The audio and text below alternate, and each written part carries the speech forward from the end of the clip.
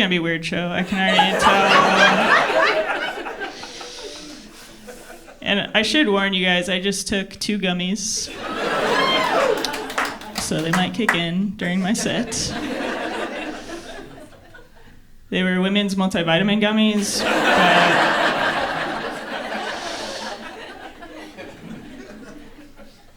if you see my fingernails start to grow really fast,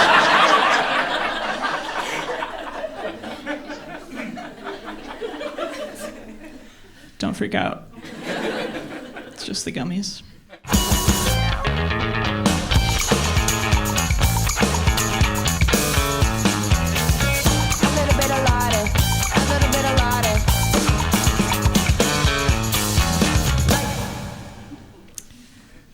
Growing up, I played Little League baseball, and I was the only girl on my team for a long time, and it was cool. I think at that age, I think all sports should be co-ed, right? Like, I think it taught me a lot about equality. It taught me that boys are people too, and we should treat them as equals and let them play on our team. Even though they're not as good at baseball as us. It's okay, they can still play. When I started playing, I was just given all of my older brother's hand-me-down gear. So everything was just like super big on me, especially the jockstrap.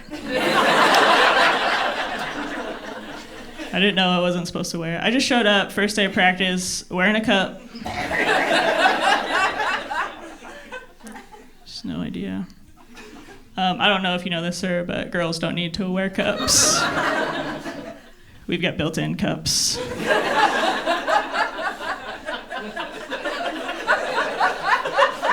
That's all a vagina is. It's just a built-in cup. So that we can be better at baseball.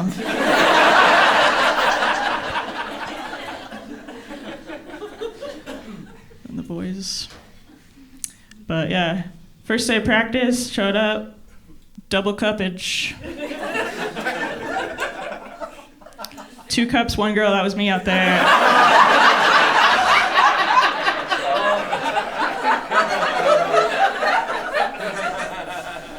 One of the little boys was like, "Why are you wearing a cup? You don't have a wiener." But I was so competitive that I was like, "Yeah, huh? Got a wiener? I've got a bunch of wieners."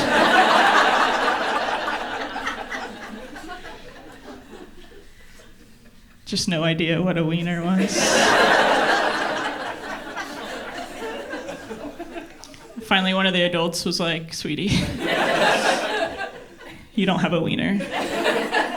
This was the 90s, so they were allowed to tell me that back then.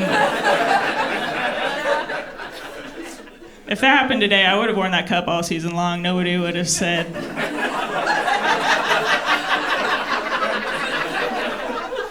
If she wants to wear a cup, that's her choice. That's fine.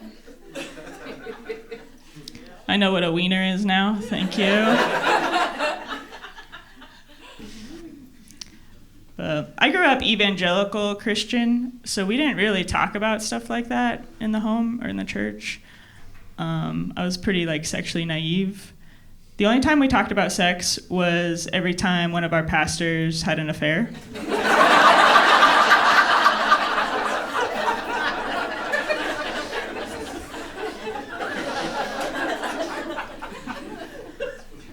So only 4 or 5 times, not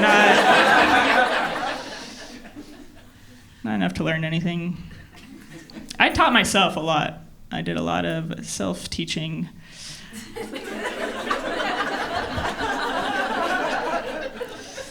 The internet helped a lot when that came out. Shout out the internet. But I was a very good Christian girl, so when I got access to the internet, I didn't look up porn. I just went to Wikipedia and typed in penis. And just read about the penis.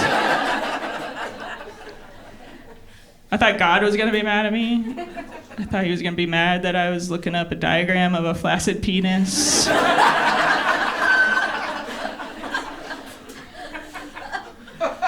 Before marriage.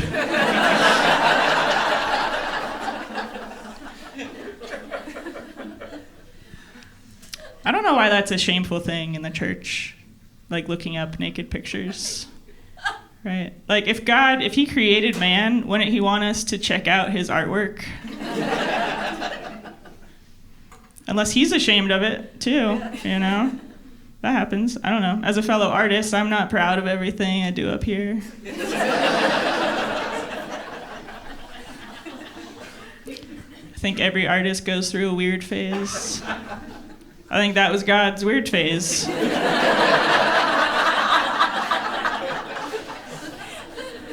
The penis.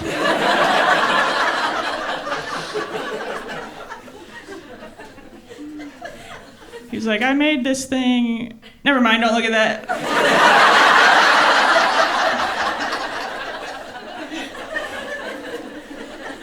It's weird. It's a sin if you look at that, don't do it.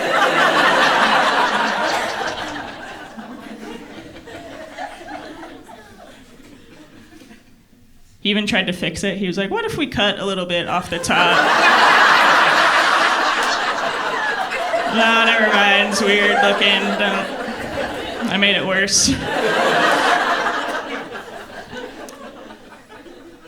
I think the bad thing about looking up penis on Wikipedia was that it just takes you to a general site about penises. So the only real photo of a penis was of an elephant's penis.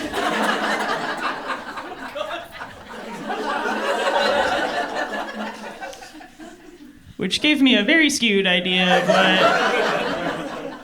what a penis is. I was scared for a long time in church when they were like, you gotta save sex for marriage. I was like, I'm good for life, actually. Keep that thing away from me. That's like a few years ago when everybody was like, watch out for the vaccine. You got to do your own research. Do your own research about the vaccine. I was like, I don't know. I did my own research about penises.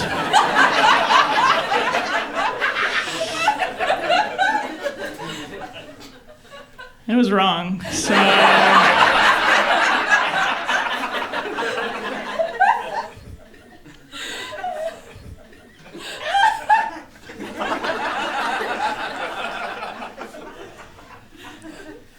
I've seen some penises in real life now. Yeah. Pretty good stuff, guys. Sometimes they're not so good, though. Yeah. She knows. One time I hooked up with a guy, and he had a micro penis. And yeah, I say hooked up, but nothing was hooked. Like, we didn't even try. Like, it just would have been... It would have been like drinking a kombucha for the alcohol.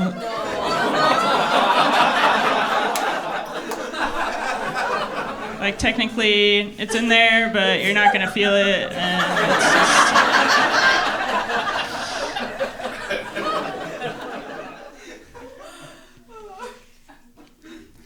The weird part was that he didn't warn me about it. Yeah. Like, I just had to discover it on my own. Yeah. I was like Christopher Columbus out there. Exploring. Was looking for one thing, found something completely different.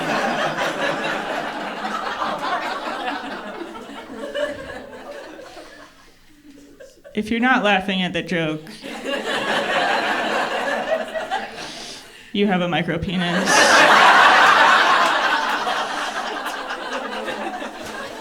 So a lot of micro penises here tonight.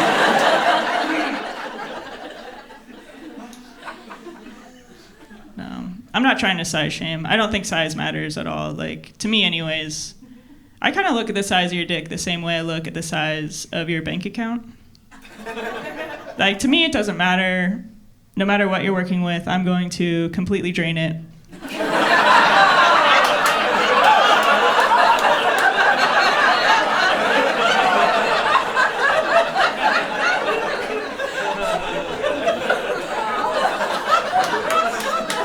That's just me, though, you know.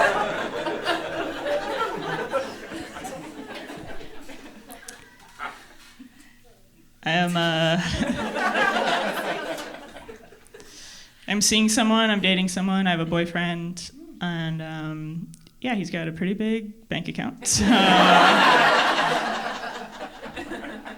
still working on it. No, my boyfriend, he's great, but he has the same name as my brother. Yeah. Anthony is their name. And I was like, I can't do that. So I just call him Sweet Buns. He hates it. He does not care for it. But then I explained to him, I was like, well, I got to save Anthony for my boyfriend, so.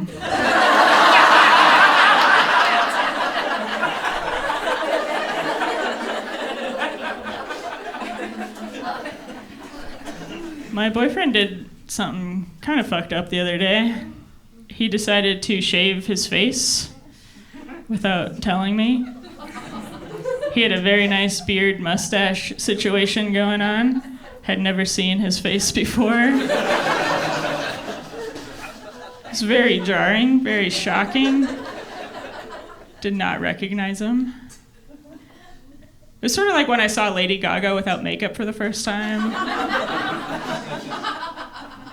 I was like, who's that guy?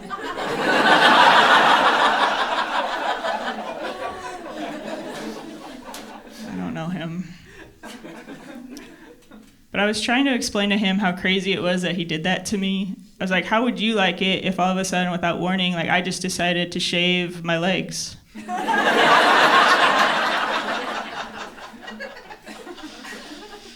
You wouldn't even recognize me. I try to shave my legs sometimes. I do. I'm just not very good at it. Because I have like really bad eyesight and I wear glasses, and I don't wear my glasses in the shower where I shave my legs.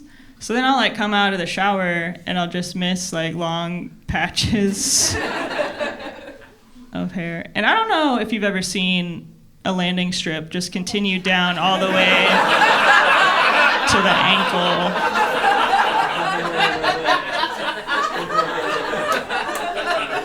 It's not a good look. The other day, my friend looked at me, and they were like, hey, why don't you have any jokes about your lazy eye?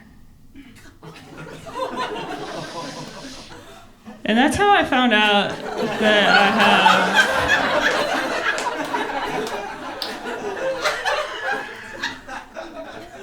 have a lazy eye.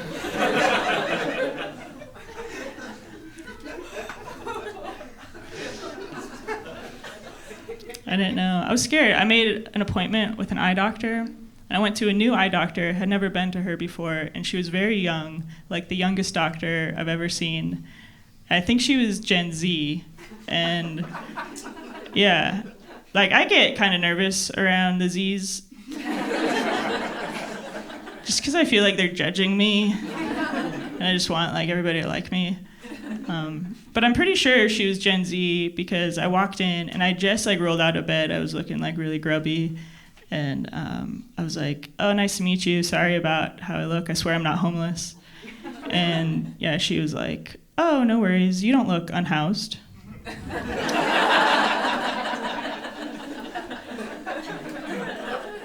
was like, "Oh man, she's judging me." I blew it. Blew it already. But she was like, "So what brings you in today?" And I was like, "I think maybe that like one of my eyes is unhardworking."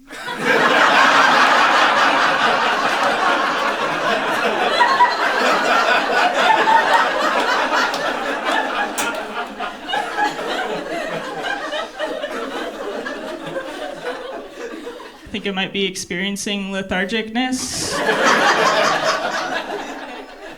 at the moment. Any Z's in here tonight? Gen Z? No? Oh, okay. Nice. Oh, wow. Cool. Yeah, you do look young. Are you allowed to be? Yeah. Okay, yeah. Yeah, do you remember 9/11?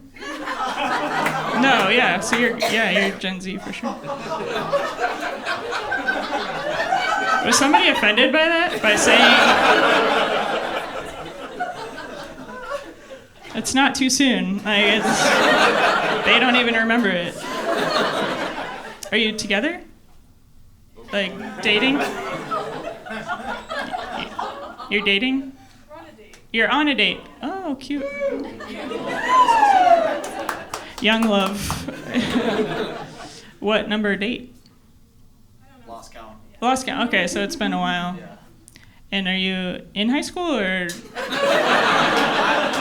You're in high school? Uh-oh. College? Wait, how old are you? I'm 18. You're 18? Yeah. Can I see an ID?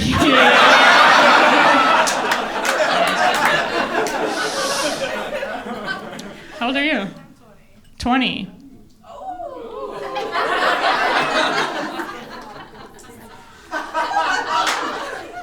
Fun. Do you like drop them off at high school and?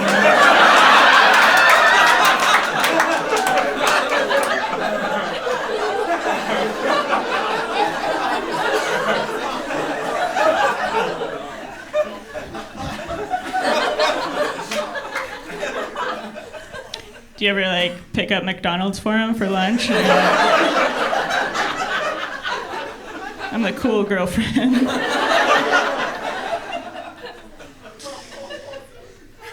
Man, okay, so are you in college? Yeah. What are you studying? Psychology. Psychology?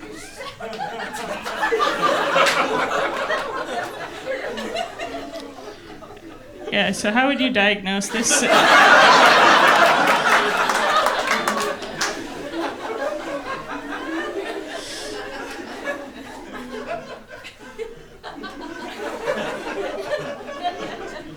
I don't know. I don't even want to do my jokes anymore. This is...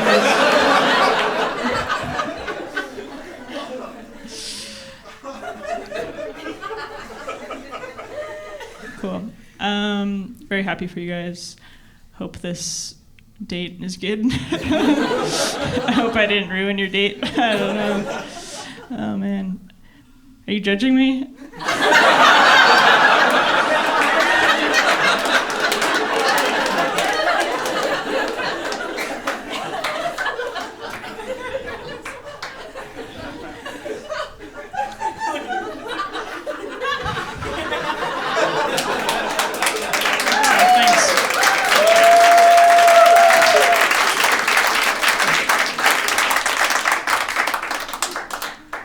You guys gotta try this stuff. It's good. Anyways. Oh, okay. No, happy for you guys. Anybody divorced in here? Where are my divorced couples at? Oh, hell yeah. Oh, you're divorced. You're divorced. You getting back out there? Yeah. Hell yeah. Good for you. Can I ask you a personal question? Absolutely. How did you fuck up your marriage? No, I'm just kidding. He had a micro penis? Is that... You're not lying? No. I don't believe you. That's why you divorced him? I mean, it was a factor. It was a factor? Oh, shit. Damn. No. Yeah, so you didn't know before you married him that he had a micro penis? I was Mormon. You're Mormon.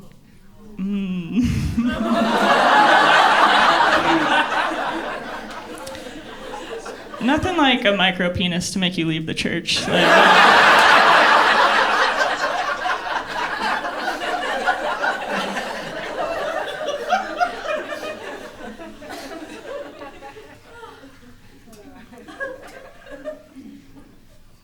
I was married too, and my ex-husband and we actually saved ourselves for marriage.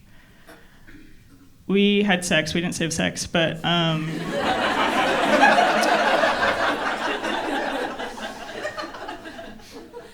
we saved our true personalities.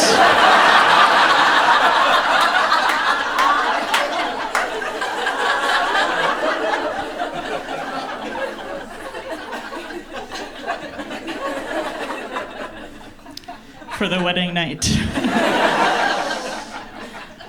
It's crazy.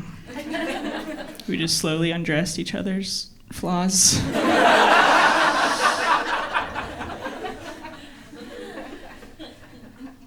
Cool. Minneapolis. Make some noise if you're a local Minneapolis-sotan. I live in St. Paul. Yeah, that sucks.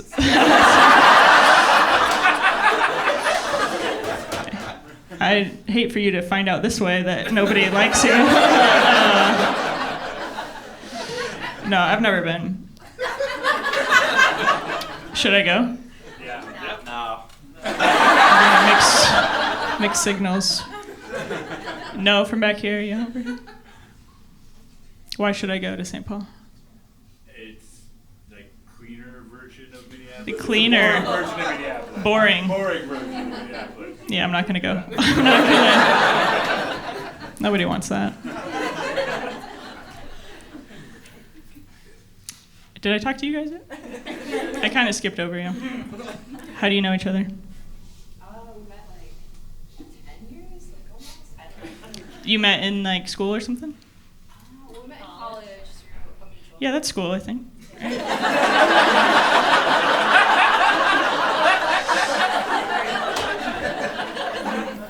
Am I crazy tonight? I feel like I can't communicate. So you met in college. Were you studying the same thing? No, it was through friends though. So Oh, through friends. Oh, not the same college. Just a friend group. we used to have a big group of friends. You used to have a big group of friends. Yeah. Okay. Nice. Yeah, it's tough when you get older. I read an article recently that said that we're going through a friendship recession. And I just read the headline, but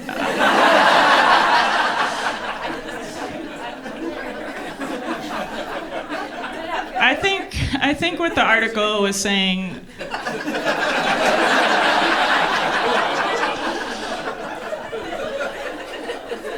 was that people just don't have as many friends today just because it's like really expensive to maintain good friendships.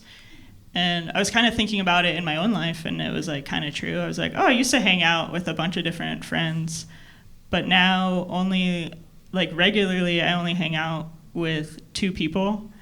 And I realized that I only hang out with them because every time we go out, they pay for everything.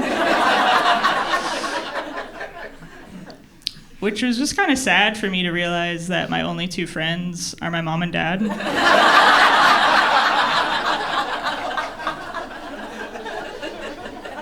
They're not even super chill people to hang out with. The other day, we were having dinner, and they told me that they think that I'm gonna go to hell. Yeah. And this was even after I told them that I didn't want any spoilers. It's like, I'm gonna wait for the real thing, thank you. But they weren't like telling me I was going to hell, they were like warning me about hell, right? Because they love me. That's their way of saying I love you. Watch out for hell. Because to them, hell is a real place. They're like, don't go to hell, please. Don't go to St. Paul. That was that. They were concerned about me. Because it gets a little boring saying I love you to someone, right? You gotta say it in different ways. My mom, she's like, watch out for hell. My dad's like, how's your car running? That's his way of saying Right? My dad loves me, right?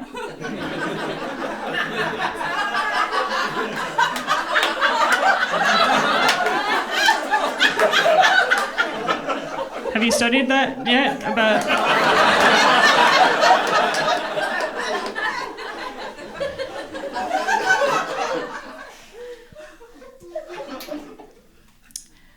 I don't know. I used to be pretty religious, but not anymore. Are there any atheists in here? Hiss for me. Nice. Actually, I used to be atheist, but then I switched to agnostic because I wanted people to like me.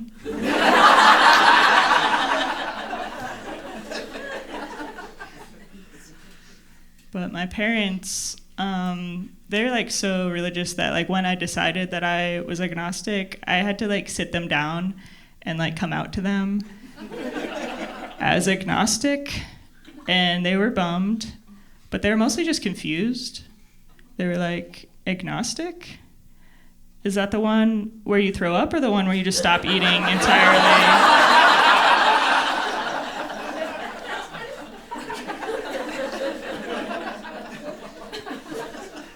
I was like, no, it's not an eating disorder. They were like, oh, thank God. I was like, well,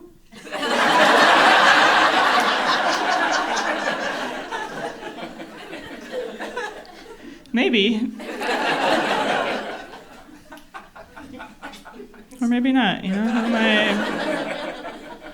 Who am I to say, please like me? I was hanging out with one of my friends the other day, the girl one, my mom.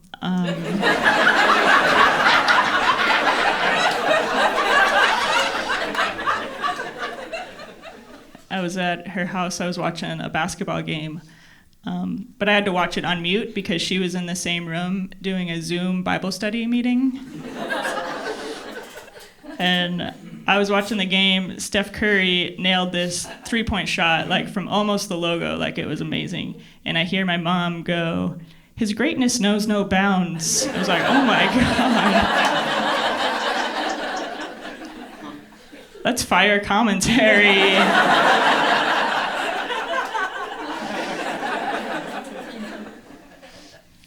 So I kept listening to her. Someone took a charge in the paint and fell down, and I hear my mom, she goes, "Like a lamb to the slaughter." That's sick. It happened one more time. Draymond Green, he tackled a guy to the floor, wouldn't let him up.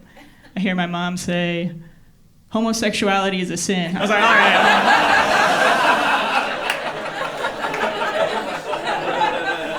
Like, it's a foul, but you know, it's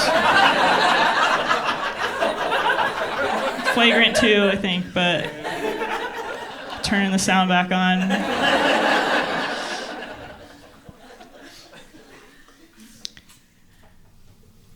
I was talking to a childhood friend recently, and he was like, "Hey, you should think about coming back to the church." He was like, "Church is kind of cool now."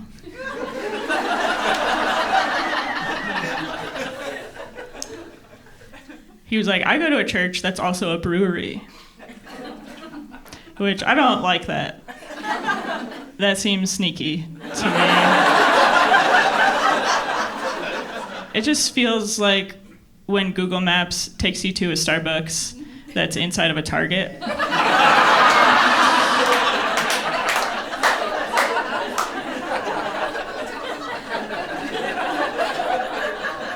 It's not cool. Nobody wants that. I did like church growing up. I went to like a fun youth group, and I'm not like super proud of this, but one of my favorite memories of all time is when I went with my youth group on a missions trip to Mexico. And yeah, it's a little silly going on a missions trip to Mexico, right? Like, they already know Jesus. They pronounce his name wrong, but other than that, like, I didn't have anything to offer. But it was a good time. I was with all my friends. It was the first time I drank Mexican Coke in that bottle. It's so good. I was never not drinking one the whole time. I was pumped up. A lot like now. And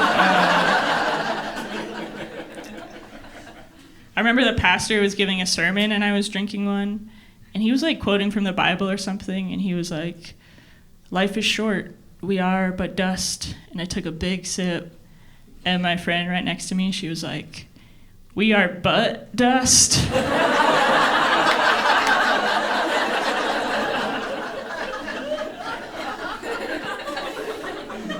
I laughed so hard, like it all went through my nose.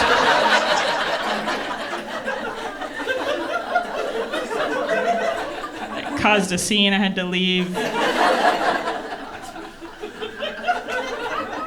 Still to this day, the funniest thing I've ever heard in my life.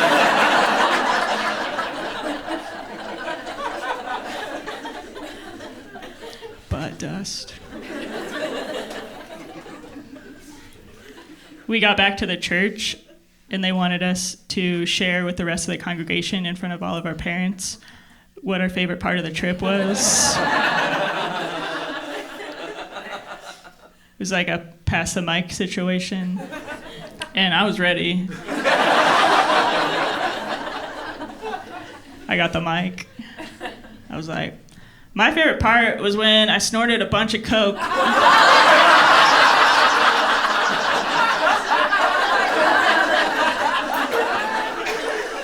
It really hurt my nostrils, but I didn't care because the Coke in Mexico is so good.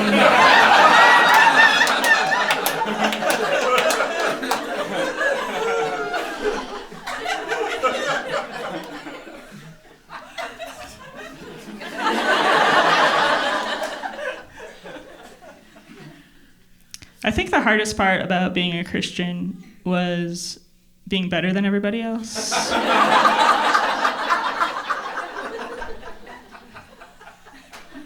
Because that's kind of what you have to believe, right? Like, you have to believe that you have all the answers and that everybody else is wrong.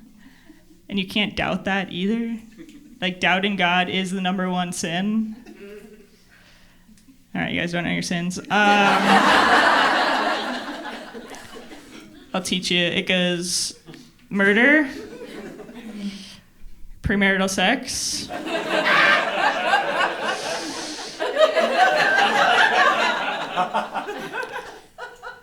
premarital gay sex,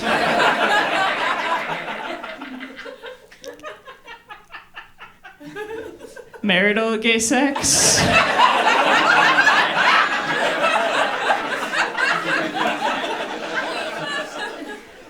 and then at the very top, critical thinking.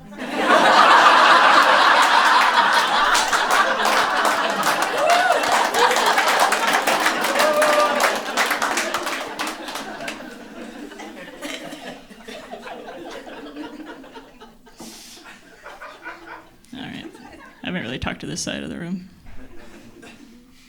I don't. You seem like you're by yourself. I am. Okay, cool. Nice, confident. I like that. What's your name?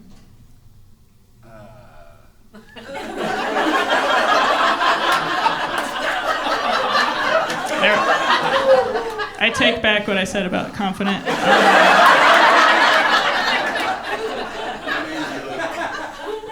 It's really long? Yeah. Oh, you're like, she's not going to be able to say it. I can tell you if you want. Yeah, let's hear it. Onyedema.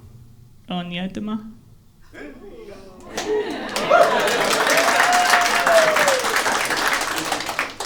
It's all my missionary work.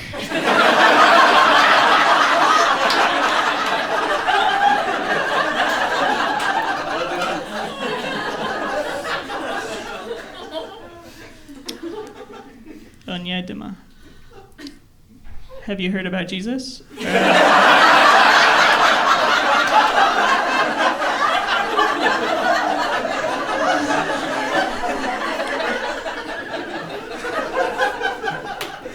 Anyways, I'm going to talk about death now. When I was younger, I was like 11 or 12, I sort of had a near-death experience. I was rock climbing with some friends, and the rock, it kind of like went up gradually, but then on the other side was like a sheer cliff, like a 30-foot cliff, and I slipped, fell down the cliff, hit my head, got helicoptered to a hospital nearby, and nothing was wrong. I was fine. The doctors were like, she's good, you can go home. So, yeah, not even a broken bone. And so, yeah, I didn't learn any lessons.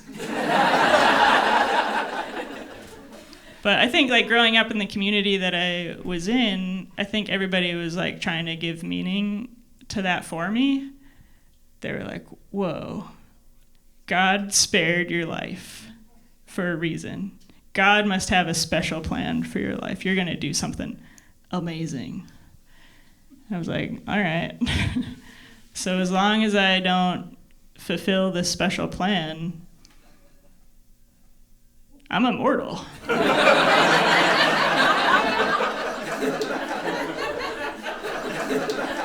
Cool. I'm never going to do anything special in my whole life. This isn't a special, this is just a taping.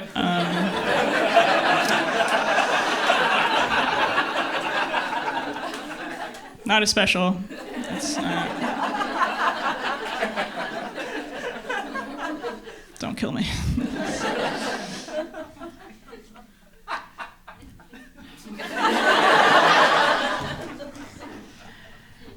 A family friend of ours passed away last year after like a really long battle with cancer. We all saw it coming, but I went to her memorial service, and it was very beautiful. And they did this cool thing, I thought, where on the way out you could take a little bit of her ashes to spread them wherever you feel like you wanted to spread them.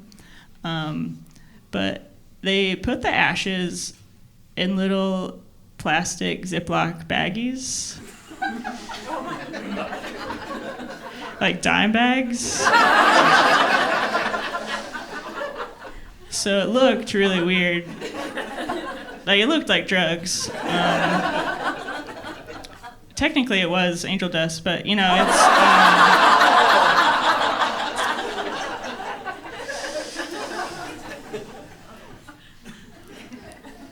But I grabbed a baggie on my way out. Was gonna spread them somewhere cool. But I discovered like an hour later that the baggie that I picked up was not Ziplocked all the way. So I ended up spreading her ashes on the inside of my back pocket.